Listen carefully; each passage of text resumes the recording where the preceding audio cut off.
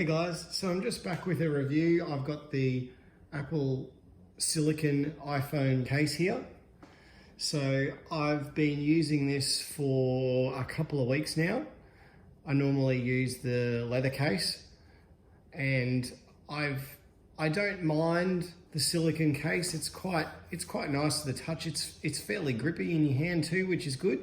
It's probably a little bit grippier than the leather case, and I'm not minding it, but there's a few things I just don't like about it. So the button here on the side is it's not super hard to press, but it's not as nice as the leather case to press.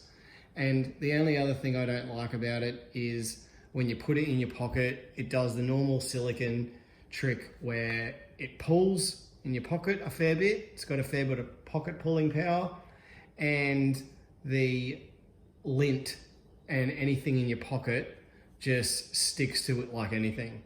So I'll just show you. You can see that case there right now. I'll just focus up on that, is fairly clean. So I'll just put it into my pocket, and mind you, my pockets aren't overly dirty or anything like that. So if I just slip it in, once you can get it in with the gripping of the silicone, you'll see that it comes out and it's just got all lint, and anything that's in your pockets just stuck to the silicone all over it. So I put that into my pocket face down like that. Don't know if it'll make too much difference if you put it in like that, probably not. It'll just stick all around the bottom down here.